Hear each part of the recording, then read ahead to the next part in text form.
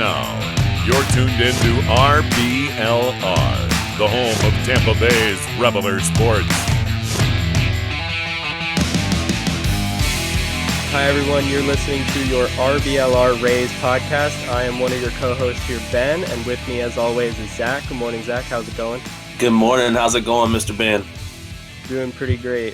So we do have an interesting topic today, and we have a special guest on to talk about that topic with us. You might know him from Locked On Rays. It is Ulises Sambrano. Good morning, Ulises. Thank you. Thank you so much for having me. How you guys doing today? We're doing great, man. We're happy to have you on. Well, it's good to be on. It's Saturday morning. Like I said, off screen or off recording. It's Saturday morning, coffee, race talk. Let's get into it, man. Let's get into it.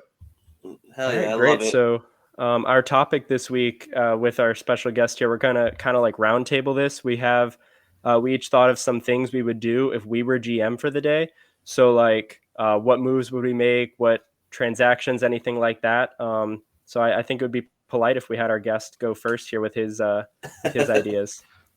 All right, sounds good. I kind of want to present to you guys the mild thing that I would do first if I were GM.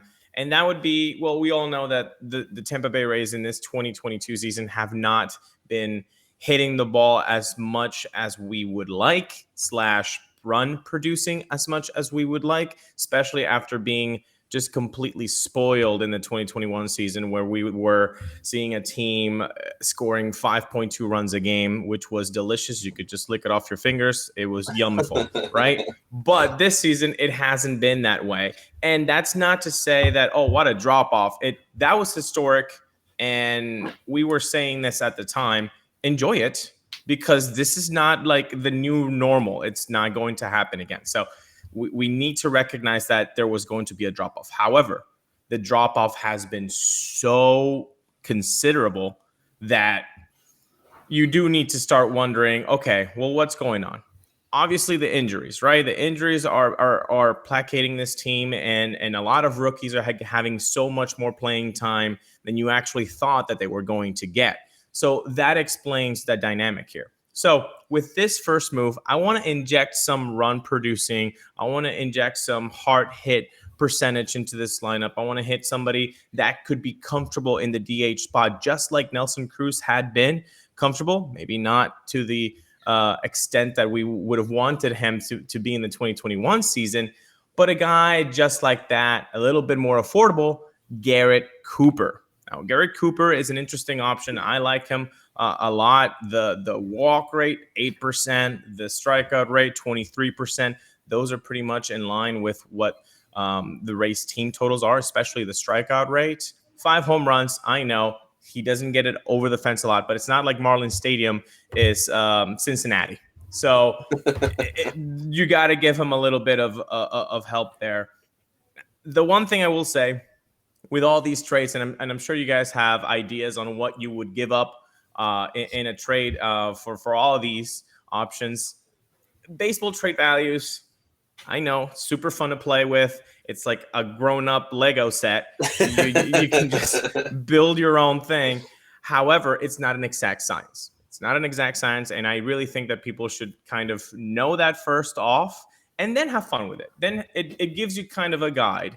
And so with BTV, not exact science, I was looking at the numbers. A Tommy Romero plus a Pete Fairbanks would net you a Garrett Cooper. Now, does it have to be those exact names? No, but that kind of gives you a guide on what it would cost for a Garrett Cooper. Now, are you guys at all interested in calling Miami and saying, hey, what's up with Garrett Cooper? Yes, absolutely. Yeah, I was going to say, I know that Ben is. He's been talking about Garrett Cooper since the offseason, so I know that Ben is. And I think especially we need outfield help on the offensive side of the ball, because we do have, Margot potentially at least 60 days on the IL. So I think that's the main spot we need to be looking right now, in all honesty. Yeah, Cooper was actually one of my moves as a GM here too. I had him as, if Brandon Lau, well, okay, so I would go out and get him now if Brandon Lau experiences like a major setback, or I'd wait a little bit longer if he's fine. But either way, I want Cooper on this team. I really like that he's under team control through next season, which I think would set up perfectly for Kyle Manzardo to come over and take first base eventually. But yeah, I'm on board with Garrett Cooper. I love what he does at the plate. He's good enough defensively at first, so he could platoon with Choi. He would be a really nice addition to this team. Yeah, and that slash line is pretty, okay, boy. So I know there's a lot of things to like, but that slash line is, I mean, look, it's 312, 380 on base, 462 slugging. That kind of batting slash line does not, you do not see that very often in 2022 when you're looking at race players. And I think that this is a guy who could really put a little punch in the middle of the lineup. You talk about the injuries and the lack of offense. Look at the lineup today. This is what Kevin Cash is doing. I mean, he has to do what he can with what he's got. Taylor Walsh is batting leadoff. Vidal Brujan is batting fifth. Why? Because you got to put him in the middle of the action there with the best things that you have to hopefully get them to see better pitches, hopefully get them to kind of blend in, and so that you don't have the bottom of the lineup just be completely anemic. So that's what's going. It's like you go into the pantry, you're hungry, and the only thing you found out was olive oil, little pepper grinder, and some pasta. Well, guess what we're having today? The most delicious minimalist pasta. That's what's for dinner today. That's what Kevin Cash is doing this whole season. I didn't even look at it that way, but with all the injuries, I mean, that's spot on. That is, he's basically putting together just a ragtag bunch of guys that he has to do what he can do with them. And you saw that lineup today. Isaac Paredes is batting seventh. And the first thing that pops into your head, why the heck is Isaac Paredes, the guy who has the most home runs of this team, batting seventh? Well, because if you don't bat him seventh, then you have a Brujan, Taylor Walls, Brett Phillips, or Rene Pinto, or Mejia. Like, that's the bottom third. We're going back to Rid Brignac, Sean Rodriguez, Elliot Johnson, Kelly Shopick days, where you saw half of the lineup and you're like, nobody's going to get a hit. This is 0 for 14, and I'm going to lose minutes of my life watching this. So that's what he's got, man. It's been frustrating, but I'm glad you like the Garrett Cooper, man. And Garrett Cooper is, I think, versatile first base, outfield, DH. He's comfortable in the DH. That's not very easy to do. And if you don't believe me, ask our ex-boy Hunter Renfroe if he liked DHing. He did not. I know he didn't, and he gave it to us in the playoffs last year. Yeah, definitely. So I know I kind of also had Garrett Cooper as one of my moves. So Zach, what would be your first move? Yeah, so my first move is also kind of a mild one. Obviously, due to fantasy football, he's been in the news a lot lately. But I am bringing back Tommy Pham. I didn't have Garrett Cooper, but I do like the Garrett Cooper one. But I'm bringing back Tommy Pham. He's already kind of offered to play first base when he was a free agent. He offered to learn first base. So it's someone who I think is versatile enough to do that, and he's hitting 258 with a OPS plus of 111 in 58 games, and he has 9 home runs, 26 RBIs. I think that's going to shock Tampa back to life kind of a deal, and that would be the first kind of mild move I would make. Yeah, I like Pham. I like the mentality he brings. I think I'd still prefer Cooper over him a little bit. I know, Ulises, you touched on it with the park factors in Miami. Like, Cooper's producing like 20 to 30% like above league average as a bat. Pham is in that like 10 to 15%, but he's at like probably the most hitter friendly park. So I guess if they can't get Cooper and then things are kind of tough, maybe bring back Pham, but he does have, the experience. He doesn't take at bats off. Like, he's always playing hard. So I don't know. It wouldn't be a terrible move though. He'd be a decent addition, I think. Yeah, on the mental side, Zach, I love bringing a guy like that. We were talking about it this week. Look at this race lineup. It looks very much like the 2021 Durham Bulls. Yeah, that's just the reality of it. But who is the elder statesman? You look back at the documentaries and the video clips of that 08 team. the Pena, the Longoria, the Johnny Gomes, everybody that was on that 08 team. What are the first two names that comes out of their mouth? There's two, Eric Hinsky and Cliff Floyd. Those are the first two names that come out of everybody from that 08 squad. That doesn't mean that Cliff Floyd and Eric Hinsky were the best players on that team, because they weren't. They weren't awful. They had good, respectable numbers that season. But it's what they bring to the clubhouse, the veteran leadership. I don't see a veteran leadership in that position player pool. And I know, before you said, I know, Ben, you're a Kevin Kiermaier guy, and I'm all for it. I'm also a Kevin Kiermaier lover, okay? But sometimes leadership in the clubhouse gets a little bit stale. We know that with managers. It's a little bit tougher, too, to be a leader when you're injured. And that's where Kevin Kiermaier has been a lot of the time and is right now currently with the team. So who is that veteran right now? Who is that rad rock guy? I don't think that the Rays have that veteran leadership right now. I see it with the pitching. Corey Kluber, that's the guy for the starting pitching. You know that. But who's that guy with the position player? So I like Zach's idea with Tommy Pham because it brings that, tenacity that, hey, we've been there. Hey, I remember 2019 when on that run, on the post-game interview, he said, I'm telling you, the guys, you don't know how many times you're going to be able to go to the playoffs, and this has to be taken seriously.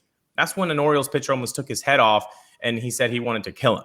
So That's the attitude that I don't see in 2022 that I would love to have back in the clubhouse. But I agree.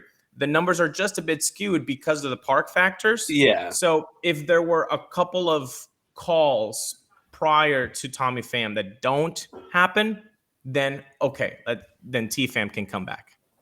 That's fair, and that makes sense. All right. What else do you have on your list of moves there, Ulises?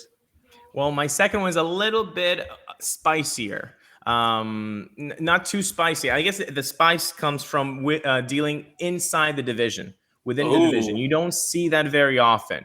But I would call our friends in Baltimore saying, hey, we know you might not want to deal with us, but we really like Jorge Lopez. We really like him.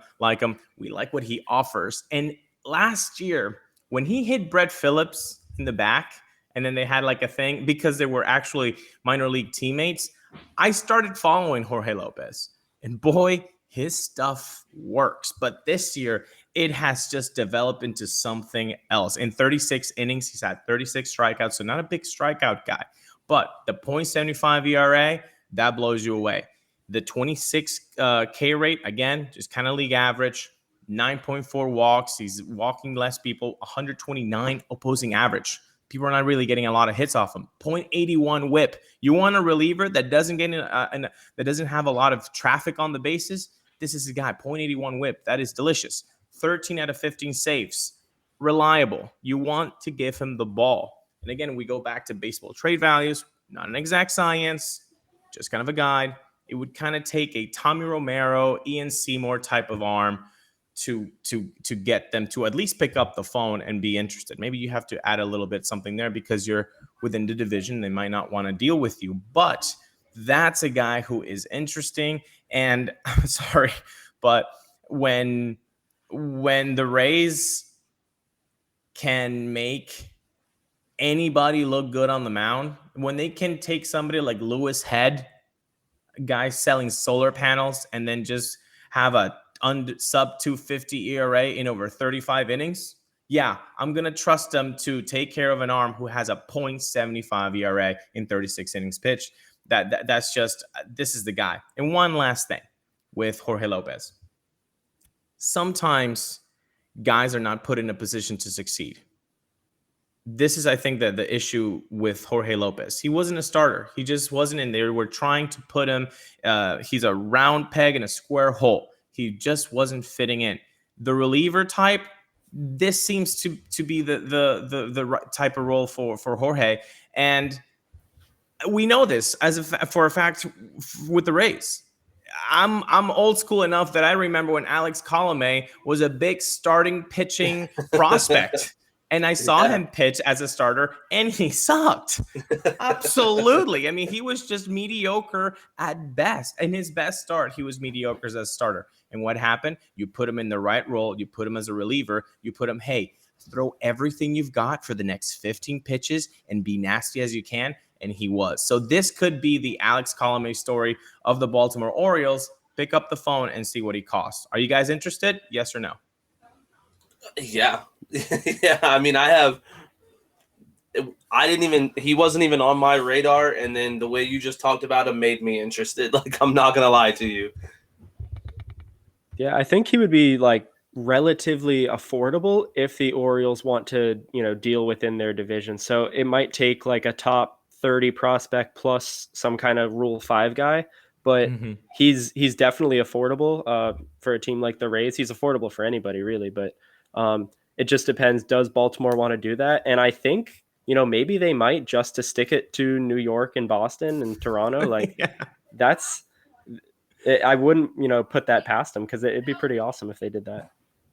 Yeah, no, I know dealing within division is not usually done because of those things, but I think there's kind of a fraternity between Toronto, Baltimore, and Tampa where we're all kind of looking like, yeah, okay, we have to play against each other, and I don't want you to succeed when you play against us, but when you play against New York and the Red Sox, well, boy, I'm rooting for you. Every time I see the Orioles playing in Yankee Stadium, guess who I'm rooting for? Every time they're at Fenway, the Toronto Blue Jays, I want Vladdy to go 5 deep. That's just the nature of things. So it would be nice. Like, you've got some nice pieces. The Rays has certainly a really good farm system. I think this is very doable if they're willing to do, a deal within the division. I mean, I've seen it done before, but like you said, not very common. But I don't think I'd be surprised if something like that happened. And if we were in control, it would definitely be something that I tried to make happen. For God's sakes, I mean, it happened, 2 years ago. Ronaldo Hernandez, who I wanted to be so badly a Ray catcher with Zunino and learning from him. Guess what? They gave us Mazza, who, of course, was DFA'd, but Jeffrey Springs. Yeah. They gave us a starting pitcher for a catcher who hasn't really panned out. And that just tells you, man, love the prospects. And I know on Locked On Rays we have a lot of prospects interviews, and it's great to know those guys, but it's very difficult to make it into the show, man. It's very difficult being a professional pitcher, hitter in the minor leagues. It's already an achievement. You're getting paid to play ball. That's awesome. But playing ball at the highest level, that's very difficult. So when people start prospect hugging, that's a problem. Not every one of those is going to pan out. Ask Ronaldo Hernandez. So that's the thing. That's a good point. And it kind of makes it even more special, I think, what the Rays are doing, because, our minor league system is so good. And, most of them, we kind of keep a hold of the top guys, but when we do trade them, 90% of the time, it kind of works out in our favor. So it's almost like, were we hugging them, or were we just waiting for the right time? Exactly. Well, without, the Rule 5 last year, like, this Rule 5 is going to be a tougher roster crunch because they got to take a year off, really. So even if we don't go out and get someone like Lopez, I think we're going to see the Rays, kind of shed away like 3, 4, 5, like Rule 5 eligible guys, because you've got to protect like Taj Bradley. You've got to protect literally so many bats. Yeah. So my next move is also, asking the Rays to go out and get a reliever. I really like Scott Efros of the Cubs. He's got a 29.9 strikeout rate. That's in the 92nd percentile among all pitchers with at least 30 innings. 6.3 walk rate, a little bit better than average. It could be better, though, and I think the Rays could fix that up. He's got a 1.83 FIP, which is in the 97th percentile. And my favorite stat here is he has a 32.1 called plus swinging strike rate. That's in the 94th percentile. So he fills up the zone. He gets a ton of weak contact, and he's actually really similar to Ryan Thompson, except he has much better command. So I think he would be a really nice addition. This bullpen is, they're hurting a little bit. They do have guys coming back, but in the meantime, they could probably get him for like 2 Rule 5 guys, nothing too serious. And the Rays do like all the interesting arm angles. So I would like him as an addition. I think he's pretty nice. So when you say Thompson, is he also kind of the same arm slot as Thompson? Yeah, same arm slot, like release heights, like 3.5 feet, I want to say. He doesn't have the same wingspan as Thompson because Thompson's like a freak athlete, but Efros still gets out like 6 feet of extension, so it's good. Thompson has the potential to be better, but I don't know if I want to sit around and wait for Thompson too much longer. His slider has gotten a little bit better over the past week and a half, but I think just adding another piece wouldn't really hurt too much. No, not at all. I like this one. I like the 183 FIP that you were talking about. And the walk rate, you mentioned 6%. Look, if I trust anything with this Rays organization, is to talk pitching, is to adjust pitching. And I think command is usually one of the tougher things to do as a pitcher, to kind of get the command and control of the strike zone in place. But there's one organization that I trust that with the most, and that's the Rays. So that's a really interesting one because the production is there and the name recognition isn't, which is a lovely, lovely, lovely combination because that means that it won't be too expensive. Right. Yeah, exactly. What about you, Zach? What's your next move here? I'm going back to Cincinnati, boys. We're gonna just rob the Reds, okay? Unlike you guys went with the reliever. I'm pulling for a starter here and someone who's not having a great season. He's 2-4 with a 3.71 ERA. I am trying to get Luis Castillo at whatever it takes. He's kind of a big name. Kind of. I don't want to say a huge name, but he is a big name, especially in Cincinnati. But someone who's just on a poor team. Cincinnati is not a good team. And I think that if he's going to be obtainable, now is going to be the time to get him. So I'm going after him. He's in his career, he's got a 15.9 win above replacement, 42-53 record, again with a 3.71 ERA. If Tampa does anything great, it is our pitching and our ability to get that ERA down. So I think that having him on the team puts him in our right now with Glasnow out, second to third best pitcher, and when Glasnow gets back, third to fourth best pitcher still. It's gonna be expensive, man. That would be an expensive move. I don't doubt it. Yeah, definitely, because a lot of teams will be after him. Like you said, the farm system is definitely healthy enough to take a punch like that. But yeah, he's gonna be sought after for sure. Now I'm trying to see the innings pitched so far this season. He's got 51 innings pitched. He's pitched 170, 190, 187. He's durable. So it's I think if the Rays were to pull this move, it would be fantastic. But I'd put this on the unlikely to happen, not because the Rays can't do it, but because I feel like somebody's going to overpay more than the Rays. The Rays are very sensible. So I think that they might just say, no, that got too expensive. Well, see, you got to remember, Mr. Ulises, we are the Rays in this in this situation. All right, and Zach's Rays are overpaying for Luis Castillo, and that's fine. I think last year, when the biggest trade deadline acquisition with Nelson Cruz that this fandom has ever seen. Yeah. I was happy about it, just not because of who it was, obviously who it was, but and what kind of production it was doing, but just that the fact of telling the fandom we believe in this team and we're doing something about it. And they were right. This is a 100-win team. Like if you're not going to believe in a 100-win team, then when are you going to believe? So yeah, the problem is you gave up a couple of really good arms, but just like everything, man, some prospects don't pan out, some will. And could Joe Ryan become a Cy Young Award winner in 3 years? Yeah, he could.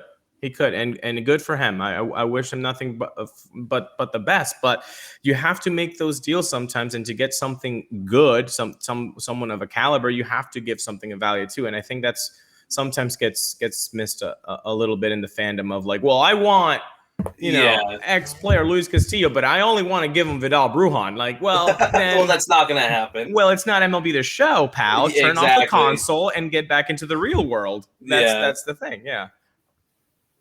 Yeah, if we could like turn on forced trades, I think that would be nice. But I don't know if we can do that. Yeah, I would like to point out, I did not think that this was going to be like an easy trade. Like, I knew it's going to be expensive. We're going to have to get. He's a relatively good, I would say, very good starting pitcher in the MLB. Like, that's not something that you trade for. Like you said, with just Vidal Brujan. So it's going to be. We're going to probably lose a big name and a big name prospect. In my opinion. Yeah, no, last year the trades that were putting people, like, oh, I'm gonna get, I don't remember who are the big blockbuster trades in July, but X people, I'm gonna get Nelson Cruz for Kevin Padlo. Well, no, you're not. Kevin Padlo is not even gonna give you a bag of baseballs. Like let's come back to the real world here. Yeah. Yeah, I think Castillo would be a tough get. He would be a nice get because he is under control through like next season, I believe. So it would be really awesome to have a year and a half of him. Mm-hmm. But at the same time, like I don't know if this is the Rays' way of doing things where they would give up so much of their future to get. I don't want to say he's a question mark, but I don't think the rotation is the biggest need right now on the team, so that one would be a little tough. If maybe the Reds have a bullpen guy they could go after, they could get pretty cheap. I mentioned Efros, he's under control through 2027, so like that would be that would be great. I was looking a lot like at how long Castillo's under control. I'm like, oh wow, again, nice get, but starting pitching, I don't know, especially with some of the ways they're like changing pitching at the Rays. Like they got multiple guys who can go 3-4 innings as opposed to like a 5-6 innings thing. So who knows?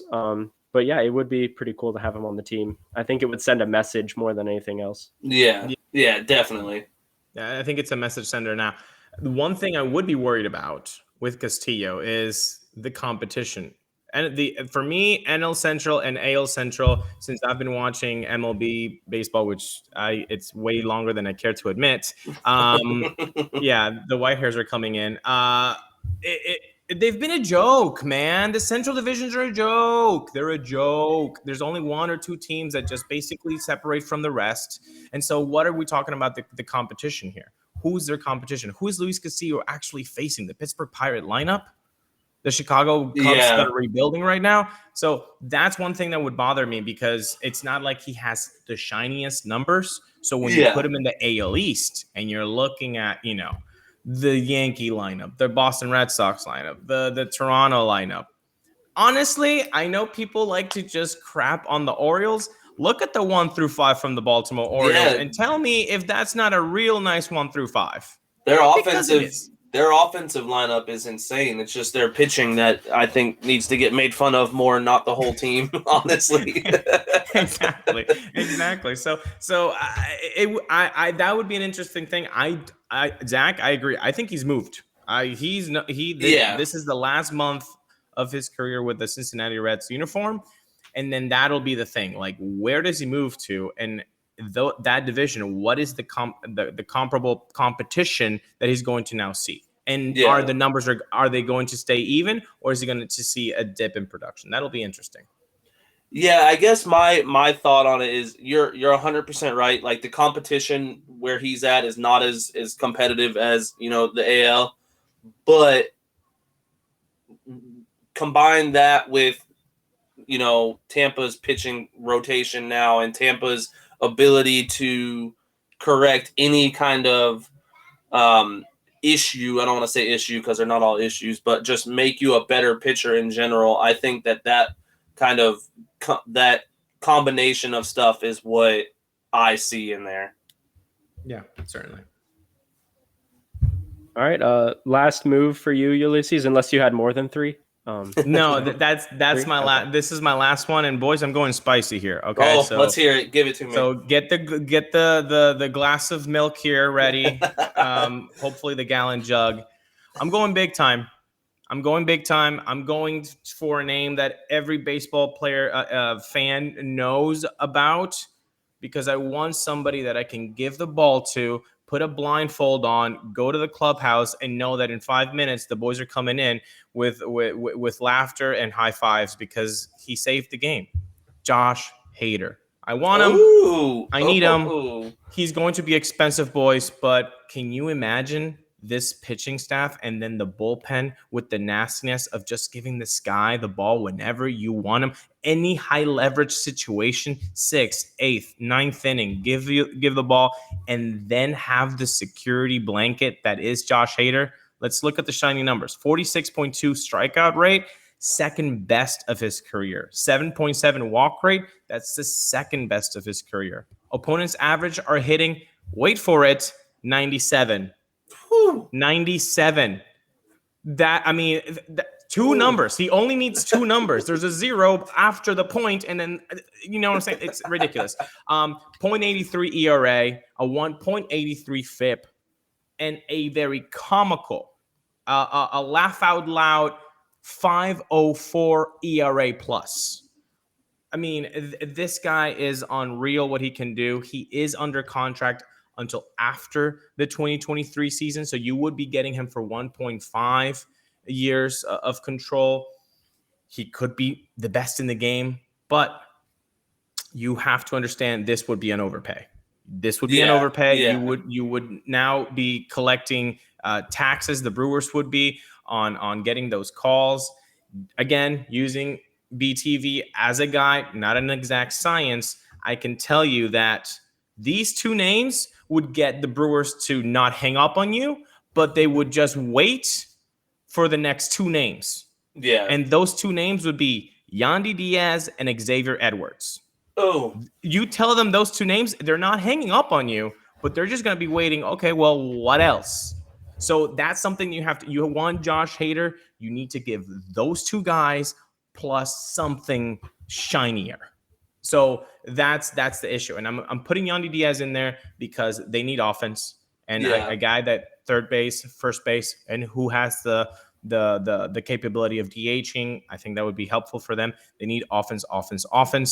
Xavier Edwards, prospect. Apparently he's killing it in AAA, which is great for him. So you would need to kind of give them some bats, which it's unfortunate for the Rays because they also need bats. But the fact of the matter is when you look at the Yankee series so far, and at least the last 6 games, like losing by like 7 runs, having so many 1-run games just slip through your fingers, that would no longer be the case if you have a guy like Josh Hader who can just shut it down every night, literally every night. So this would be my thing. Of course, I know you guys are interested. I can see you wiping the drool off you, but would you agree with overpaying this much for Josh Hader? Yeah.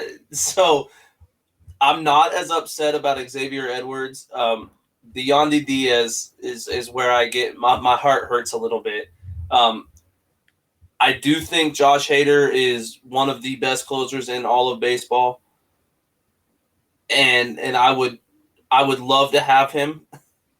And if I'm being completely honest, I probably, after the first few appearances of him on the mound, I wouldn't be as hurt with Yandy Diaz gone. So I think I'd be okay with it.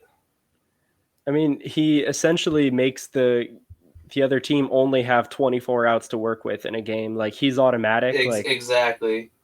I think that the Rays still need to keep Diaz for at least one more year. Like, he's so valuable right now, especially with like all the young guys in the lineup. I think I would be more open to this next year, because Hader stuff is going to play forever. Like, he's one of the best. He's not just one of the best relievers. He's probably one of the best pitchers in baseball. So maybe next year for me, but this year I would hold off on it. It would be too expensive.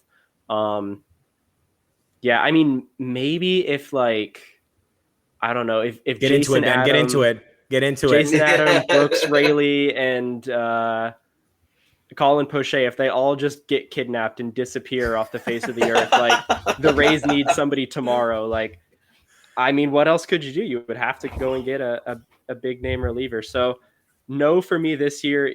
I'd think about it next year. Fair enough. And again, he's under contract, team contract, so until the end of next season. So that would be a possibility. But yes, you have to be aware, just like with Nelson Cruz, and this would even take even a bigger haul, honestly. Like, could they really just call you and say, well, how about Taj? That could be a possibility. Like, that's how much of an overpay they might do. I'm not saying the Rays should entertain that at all, but that's kind of sometimes like the overpays that you might have to do when you're talking about the best reliever in baseball. Like that's, I mean, it's not like you can make the argument. Like, the argument is already there for you. Just look at the numbers. Just look at him. Just look at the guy pitch. So this was my spicy GM move. I see you guys already finished your glasses of milk, so very good. Maybe you guys can tell me about your moves next. Well, orange juice actually works really well for spicy stuff too, surprisingly. Nobody wants look to at hear that it, Tropicana, some Tropicana juice. Yeah, and that I'm not sponsored either. Like, that's just just me saying my thing here. But I don't think my move, actually, I know that my move is not as spicy as yours here. This one isn't even a trade. I just want to see Rene Pinto get at least 60% of the playing time at the catcher spot. His pop time is phenomenal. Right now, he has the third best pop time in baseball behind Gabriel Moreno at the Blue Jays. He's unreal. He's got a 1.86 pop time.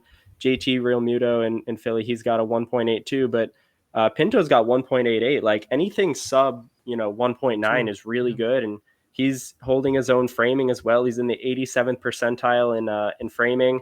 If he qualified right now, I know he needs a little bit more playing time, but he can handle it back there. I liked the caught stealing last night. That was pretty important. So he's a really good defensive catcher. He calls games really well. He handles the pitching staff well. He's pretty mobile back there too, surprisingly. I like Mejia's bat, but defensively, it's pretty concerning. And Pinto looks like he's ready defensively. I know the bat's still a little bit behind, but I think you could be a league average hitter with enough playing time consistently. So it's not really too spicy, but I would really like to see Pinto get the majority of the playing time, because defensive catchers are, they impact the game so much. They're there every pitch of the game. You get 3-4 at bats in a game, but you see like 150 pitches. So just the volume, it kind of aligns with having a defensive catcher. So that would be my move. I like Mejia's bat though. Yeah, no, that if that take had a subscribe button, I would hit that subscribe button right there, because you're tugging on my heartstrings right there. He's Venezuelan, so obviously he gets the Venezuelan bump for me, Rene Pinto. So I dig it, man. I like it, and you're right. Look, Mejia's bat is amazing. I mean, for a catcher to hit like that, the way he hits too, though, like, it's not just like he's a contact hitter. He can spray the ball all across the field. He has good sprint speed for a catcher. Again, as a catcher, he is just an anomaly with the bat. But defensively speaking, us Rays fans have been maybe tuned into what a defensive catcher should look like, because since 2008, that's what we've grown. Deontay Navarro, Jose Molina, Kelly Shopik, the list goes on and on. Now with Zunino. So we've always been that kind of more fine-tuned, I think, about defensive catcher and what they mean for a team than most other franchises. And when you see Francisco Mejia behind the dish as a catcher, it really does make you sometimes want to throw the remote at the TV screen, but then you don't, because then you would have to buy another one. And so you just don't. But it is true, Ben. It's alarming sometimes, because he's putting his pitchers in a bad situation. I don't think it's bad pitch calling. I don't think that's it. But the framing, he just tucks the mitt a little bit too much, too jerky, so that it's very noticeable for the umpire to say, you move that, I'm not going to call it. He's not very subtle with that. And also the blocking, so many wild pitches are being called on pitchers when honestly, they're just pass balls. The other day it happened with Yeah. New York, and I think it was with Poche on the mound. I mean, he just completely whiffed on it, and that can't happen in close games that the Rays usually play close games. So this is a take that, or a move rather, that I wouldn't hate to see, man. I mean, he's got a good enough arm where he could play somewhere in the field, maybe a corner outfield spot. The footwork seems okay at first base the couple of times he's been out there. So, find a way to get him on the field. But Pinto looks like the future at catcher. I know Proctor's pretty popular.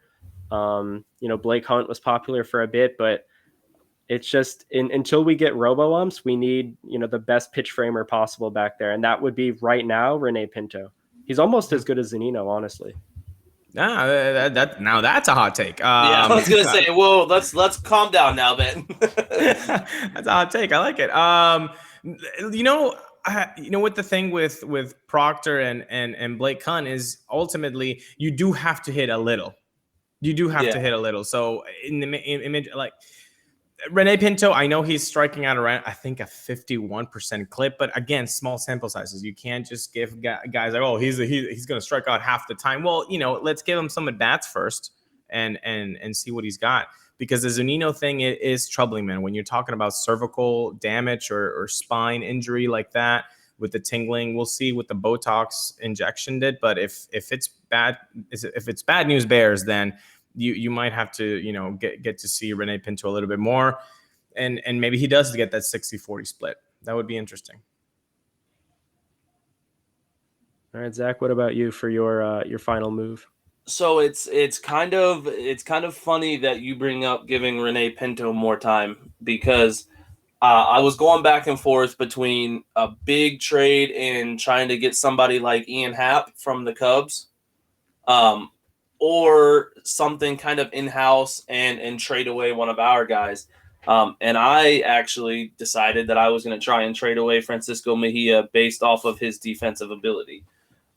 So either one of those we can run with. I love Ian Happ. I think that's a good trade. And I also think that trading Francisco Mejia is probably, we're going to get the most for him right now with his offensive ability, to someone who doesn't, maybe to play DH or to not necessarily play catcher for somebody else. All right. Then who's the backup catcher if Mejia's gone? Yeah. Well, and see, Zunino so is still looking handsome with his Botox. That's going to all depend on, we still have a little while before the trade deadline. So this is going to be one of the things at the end. If Zunino can't come back, or if Zunino's injury is worse than what we think, we're going to have more faith in Proctor, and I don't know that I have that just yet. So this trade all depends on the healthiness of Big Z out there. That's interesting, man. That's interesting. I remember last year in spring training, Neander said, this is the transition year. 2021 will be a transition year. I think he got ahead of himself, and he didn't know how good that team was, or how good things ended up being on a 100-win team. It's kind of now funny that he said that transition year, but it kind of does fit more of the template that we're seeing in 2022. Again, look at the lineup and it's compared to the 2021 Durham Bulls. Yeah, exactly. 2022 does seem like a transition year. So if you were going to pull a move like that, Zach, of getting Mejia out and then putting a Proctor in, that would kind of mesh with what we have been seeing. The problem is this. I'm not a doom and gloom guy, unless you catch me right after a Yankees loss or a Red Sox loss. Then I'm just going to be very upset, especially with those two teams. But things have not gone the right way this year for the Rays. I mean, we can just start at that foundation. Things have not gone as planned. Can this team still make it to the playoffs? I would still lean yes.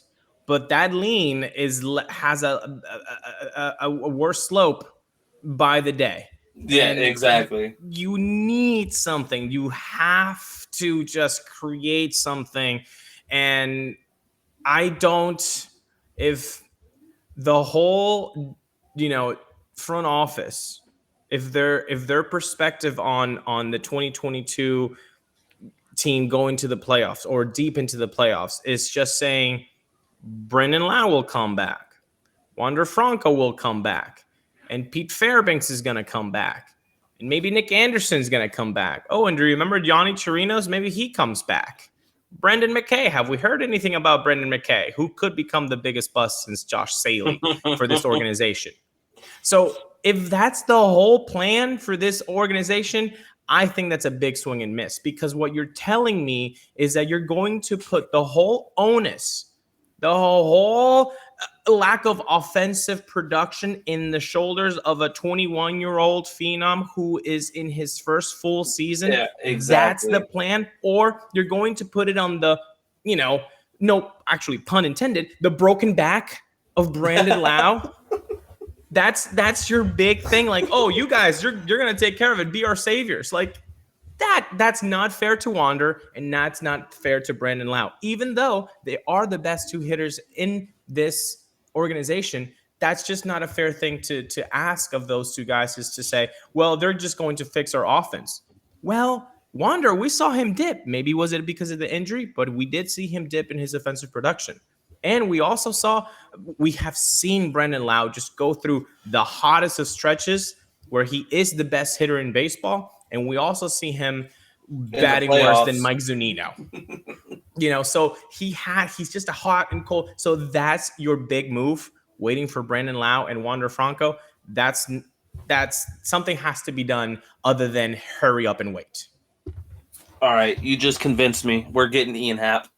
It's happening now. You convinced me. It's done deal. He's played a little bit of everything. First, third, outfield. We're trading Mejia for Ian Happ. It's not going to be a 1-for-1, but Mejia is in that trade for Ian Happ. I don't care. It's happening. Well, they also do have a pretty good catcher who they could have dealt last year in Contreras, and they didn't. Again, he gets the Venezuelan bump for me, so I would love to see Contreras in a Rays uni, but I think maybe less than Hader. Obviously, it would take some prospect capital. And boys, we're giving out Mejia. We talked a little bit about Blake Hunt and not in the best way. Yeah, Cole Wilcox has like 20 innings in professional baseball. And Luis Patino has been hurt after just pitching 13 innings. Yeah. That Blake Snell deal might end up just being a wash at the end. And we thought it was going to be a big victory. It might end up being a wash because, well, Blake Snell's not really performing that well with San Diego. But if you trade Mejia away, if Patino doesn't really get healthy, hopefully he does, and hopefully he's awesome. But right now, it's a wash. It's not like any team won that trade at all. Yeah. Right now, I agree with you 100%. I think that at this exact point, it's kind of a wash. I'm going to be optimistic for a second. I know I'm usually the pessimistic one on the show, but please. I do think that Patino is going to be something. I think that he's going to get right, and he will be the best player from that whole trade. Hopefully. Yeah, although fingers crossed. I do think that some prospects, writers do think that Cole Wilcox could even be better than Luis Patino. It's just the fact of you do have to wait. And that's the thing about these trades in baseball. It's not like basketball or football that you can just see the trade repercussions, within a year or two. But these will take a long time. I mean, we might forget this conversation in 3 years when Cole Wilcox makes his debut and be like, oh, yeah, that's right. He's from the Snell deal. That's usually how it happens. Yeah. Yeah, I like Wilcox a lot. I think he could be pretty promising. But yeah, we really just have to wait and see. It's going to be like 4, maybe 5 years before we can, definitively say, oh yeah, the Blake Snell trade was a win for us, or it wasn't, or, anything like that. But even then, like, it's, Wilcox, Hunt, they might be in like their second or third seasons in the majors if they make it there. So it's going to be a couple of years for sure. Yeah. So I liked all these moves. I think we did a pretty good job as GMs. Now, what's the state of the nation here in Rays Nation? How are we feeling? I kind of gave you my bid on the playoff chances. I think still it's a possibility. I think I'm leaning yes, but are you guys as positive? I don't think you were as positive, now than you were preseason, right, Zach? Yeah, no, for me, I kind of am on the same track that you're on, where my lean went from like, the Fat Joe lean back, lean way back, Yeah. to now it's just like my back hurts and I'm kind of leaning over a little bit. So I am not as optimistic as I was at the beginning of the season, especially with the injuries. I think that I am more so just leaning to yes because I'm a Rays fan, not because I have faith in the team, if that makes sense. Ooh, you dropped that F word, faith. Well, okay. Be careful with that. Yeah. Be careful with that because Eureka, edit it out. that bites you in Eureka, edit it sports. out. That bites you in sports, man. No, I think when I'll say it after Ben. Ben? How do you feel right now about the situation in Rays Nation right now? So before, the season, I was saying 100 wins, this is a Yeah. 100-win team. It's awesome. But if you told me that before the season even started, if you told me Wander would miss a month, Brandon Lau would miss what looks like it's going to be at least 2 months, Margot would have 2 IL stints in the season, KK would have an IL stint, Fairbanks wouldn't make it out of spring training, Chagua would throw like 2 pitches and then miss 2+ months, Patino would miss maybe 3 months, it's looking like. Boz missed the first month and a half. If you told me that was going to happen before the season, I would say, oh, never mind. This is not a 100-win team. This is a 70 to 80-win team. But they're still over 500. They're still on pace to win 90 games, which is cool. I think my faith in this team has changed. I think they're a lot more resilient than I thought they would be. I just thought they would be good and be dominating teams, blowing them out. But they got a lot of fight. They're keeping their heads above water without Brandon Lau, which is incredible because he's one of the best hitters in the league when he's on, like we said before. This season with him, the Rays are 21-14. They were on pace to win 97 games, and that was without the team even playing their best baseball. Without him, they're 17-18. So they're right around the 500 mark, keeping their heads above water. Wander's coming back maybe tomorrow, I think is the plan. Lau could be coming back in the next month. KK is going to get healthy again. Zanino's been on the IL. Yeah. He's hurt. Oh my, just so many injuries, and they're still putting up a fight. Lots of close games, lots of 1-run, 2-run losses. They're really just a couple at bats away, a couple innings away from being like, I think they're closer to the Yankees than they are closer to the Orioles if they're healthy. This team could be so good. They just need to hurry up and use stem cells, do something. I don't care. I will give whatever ligament or tendon Zunino needs. I will give that to him. I will donate it, maybe for like seats in the nosebleeds or something. I don't know. But no, baby, get the leather ones behind. Yeah, I want the good seats. That's a ligament, baby. I'm donating part of my body. I want the good seats. Damn it. I'm still confident in this team, but in a different way. I think they've shown they can be scrappy enough. If your worst stretch of baseball is 14-15, like that's the worst stretch they've had in like 4 years. That's pretty incredible. Yeah. A lot of teams would love to be 500 when they're playing their worst baseball. So I'm going to back off on the 100-win thing just because mathematically it's like that probably isn't going to happen. But 90+ wins is still in the question. Expanded playoffs, they're still going to be in the playoffs. And those deadline acquisitions of Brandon Lau, maybe Mike Zunino, Fairbanks, Chagua, Patino, those are some of the deadline acquisitions essentially. So I'm pretty excited about this team. It's day to day, maybe not as much, but overall, yes. I like this as a playoff team. Now you're giving me the best case scenario. You're giving me everybody comes back healthy and everybody comes back throwing heat and hitting bombs.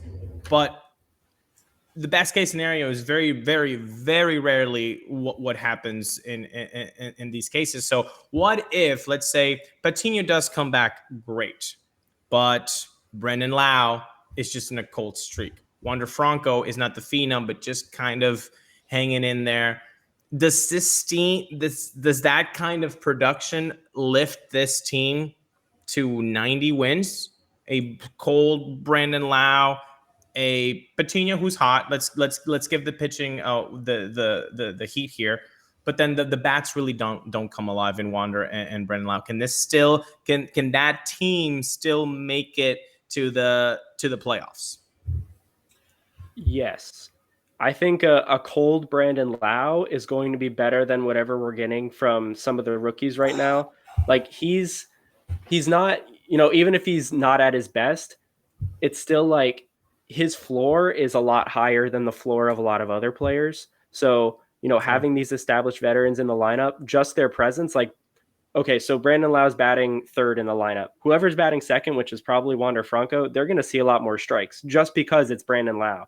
Like, obviously, you can't quantify like how much a name impacts the rest of the team, but we saw with Nelson Cruz, like you have Nelson Cruz batting 3, 4, 5 in your lineup, whatever that is. Those two hitters ahead of him are going to see a ton of strikes because you don't want to face Nelson Cruz with runners on. That's just how it is with Aaron Judge too. Like DJ LeMahieu is probably seeing the most strikes he's ever seen in his life, and he's taking advantage of it. He's having a pretty good season. So, it's not to say Brandon Lau is going to come up and beat Aaron Judge, but just the presence in the lineup is going to, give more quality at bats to the guys ahead of him. It's going to shift the guys who aren't doing so good to the bench. And that in turn is going to at least make this a league average offense with, probably a top 5 pitching staff. Like they're really coming into their own. So I'm still feeling pretty confident. The pitching has been definitely something nice to appreciate. I mean, the revelation of Jeffrey Springs has been tremendous, really, what he has done. We got that for a catching prospect that hasn't panned out after 2 years, guys. Like you just stole a starter from the Red Sox doing that. That's fantastic. Now, that's the thing. The hitting is what has been the issue. You can't be losing 1 and 2 run games so often because those are the games that are the Rays wins. The close games you're not going to be winning 10-3 ball games if you're the Rays. You have to win the 3-1, the 2-1s, the 2-0s. And the pitching staff is doing their job. You look at what Kluber has done this season. Kluber deserves to have much more of the W's. And I know W's don't mean everything for a starting pitcher, but you would expect him to at least collect a few more. That's what I'm worried about, really, is can this offense turn it up?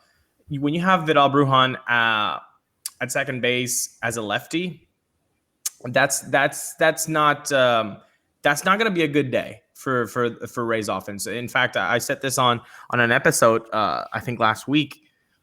It would be nice if, you can scrap the switch hitting for Vidal. Look at his numbers. Look at his splits. I mean, as a lefty, he's just not producing at all. Like as a lefty. As a righty, even though it's half the sample size, the numbers look good. The numbers look good as a righty. So maybe that's something that you can put players in a position to succeed. Have we not heard that phrase since 2008 with Joe Madden? Putting players in a position to succeed. You're not putting Vidal Brujan in a position to succeed when you're putting him as a lefty in that lineup. And so, Ben, to your point, when you put Brandon Lau at second, who is a lefty, him at his coldest is going to be a step up from what Vidal can provide. But is it enough? That's what I'm worried about. But is it enough? Because I want to be an optimist, but I want to be a realist. Like, not everybody's going to come back at full strength, at full speed. What are the gauges? If the gauges are just around the mediocre line, is this team built enough to go to the playoffs? I agree. I think they can go to the playoffs. But also, we saw last year a 100-win team get knocked out in not even 5 games, in 4 games. In 1-run losses in back-to-back games at Fenway. So that's what I'm worried about. Can the offense kind of wake up? So my question is, you mentioned having Brandon Lau cold. How cold of a Brandon Lau are we getting? Because if we're getting this is going to sound really bad to him, but if we're getting playoff Brandon Lau, I'd rather have someone else that can potentially, if he's not going to be healthy enough to play to his full potential, I'd rather have someone that can play to half of his potential if we're getting playoff Brandon Lau. I understand. If we're getting Brandon Lau back, let's look at his 2022 numbers. Like, he was hitting 212 with a 415 slugging. So that's a 108 WRC plus. So 8% percentage points above league average. So that's pretty cold, I would think, for Brendan Lau. And he's still 8 percentage points above an average player, or average production, rather. I think right now, in the state of affairs of the Rays lineup, I would sign with blood to get Brandon Lau, a 108 WRC plus, back into the lineup. Like, I am signing that piece of paper. But I would like Brandon Lau to be what he can be, which is way more than a 108 WRC plus guy. So we'll see. But that's the thing. If he comes back and produces like he was, is that a jolt, or is it just like a little blip more into the offense? Well, at this point, it almost feels like it's a jolt, in all honesty. as negative as that sounds, at this point, like you said, I would take 108 WRC than what we've been getting from other players. So at this point, I think it is a jolt to this lineup. Well, especially considering like who's replacing Lau right now. Like a 108 WRC plus is 50% higher than Vidal Brujan's like 60. So it's like it's almost like just getting him in the lineup with his, floor being in that 90 to 100 range is like, okay, he's already at replacement level and he's cold. Like, that's a lot of players would love to be league average when they're cold. So I'm happy with him. If we can, put a metal rod in his back and just have him stand there, don't tell the pitchers it's in his back. Just like, he's healthy. Put him out there. But in all seriousness, a whole exosuit. Could we see him as a DH option? I mean, if the back thing, maybe the back obviously is going to be impacted with the swings. In fact, I think he had a setback relatively soon after he started taking swings off a tee. So let's go best case scenario. The swing does not affect the back somehow, but it's the defensive, the shifting and the diving and the jumping and the running around that could maybe get him in trouble. Maybe we see him slot in as a DH more, and that's how you kind of keep him healthy, because I don't know, man. I'm just worried about this offense, and I kind of hate the fact that if the whole front office plan is to just wait for Wander and Brandon Lau to play saviors coming back from injuries, I don't think that's fair for either player, and I don't think it's fair to the players in the clubhouse. To be honest with you, like, you can't just put that pressure on them. See, I think that if Brandon Lau comes back and plays a DH role, I think then Tampa has to be okay with going out and trading for someone to play second base, because we need someone that can play. Like, I'm not knocking Vidal Brujan's defensive ability at all. He's got a great glove. He's got a great glove. Doubting his offensive ability, and as much as I love him in the field, I'd rather have someone that's maybe not quite as good in the field, but can produce more at the plate. Well, you know what? Then let's use the splits to our advantage. Let's use Brandon Lau as a lefty hitting against righties, and then put him as a DH if you have to against lefties, and then Vidal Brujan only faces the lefties as a righty, and you can slot him in at second base, so you give the defensive rest to Brandon Lau. Boys, we're making moves today. There we go. Saturday, it's not even noon yet. Exactly. Okay? And we done figured out all the Rays problems. Exactly. No, it's going to be very interesting. Now, when is a Brandon Lau going to come back? Nobody has heard any timetables for now. I think 2 weeks now. Yeah, they've been mum's the word there.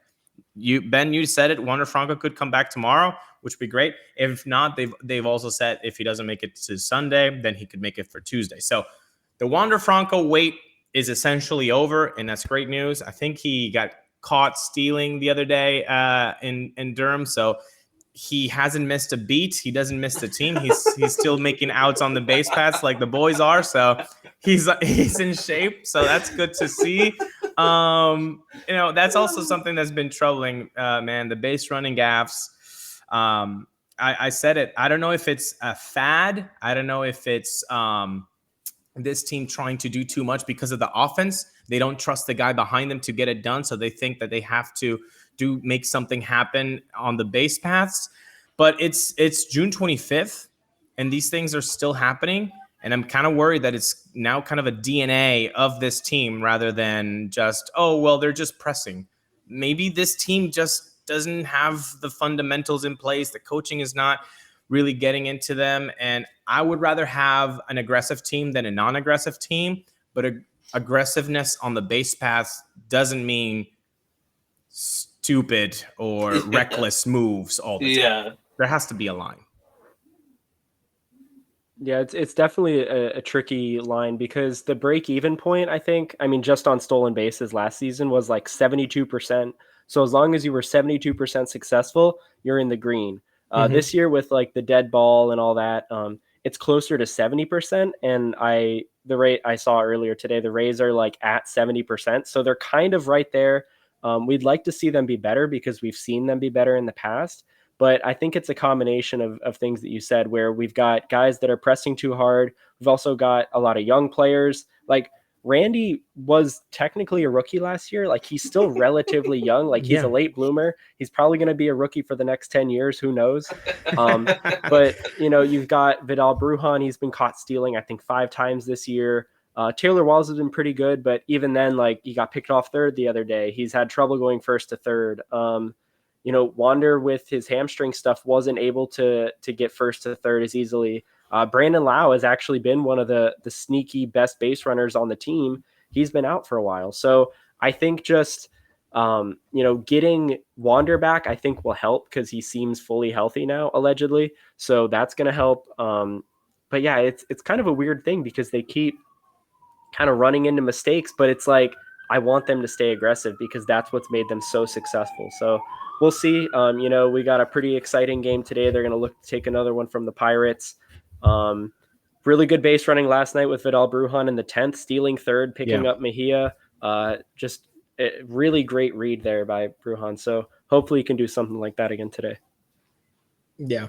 Hopefully. I mean, and I hate saying sweep because I think that just puts too much pressure. But I want it, boys. I need it after the bad taste in my mouth from those 6 games against New York. I think the boys in the clubhouse need something to smile about. And even if we don't get Wander Franco back tomorrow, if he comes back Tuesday after a sweep, I think the boys would be really, really happy, and all of Rays fandom would be as well. Definitely. All right. So thank you so much for coming on. We really appreciate you giving us our time today. Anything you want to plug or mention real quick before we get out of here? No, thank you. Well, thank you so much for having me, both of you. It's been great talking Rays baseball with you. If you want more Rays content, you can always follow Locked On Rays. We do Monday through Friday episodes. Me and Kevin Weiss. Of course, the Locked On Rays will be in the description because Eureka Wheeler is amazing. And so thank you to him and you, Ben, and you, Zach. You've all been wonderful. And so I hope that you guys, if you don't know about Locked On Rays, you can follow us on Twitter, on Instagram, and on YouTube. You can also subscribe there as well. So thank you so much again for having me, guys. Yeah, no, thank you for coming, man. It was an awesome conversation. And like Ulises said, all of the information for Locked On Rays will be in the description. So definitely, if you guys haven't checked it out, highly recommend going and checking it out. And I will send it over to Ben for the last little word. Yeah, follow us on social media too. All that stuff. Listen to us, subscribe, give us good reviews, give us money, give Brandon Lau your tendons, your muscles, ligaments to Zanino. And better luck to Vidal Brujan on the base paths. Buy a shirt, please and thank you. And go Rays. Go Rays. Go Rays.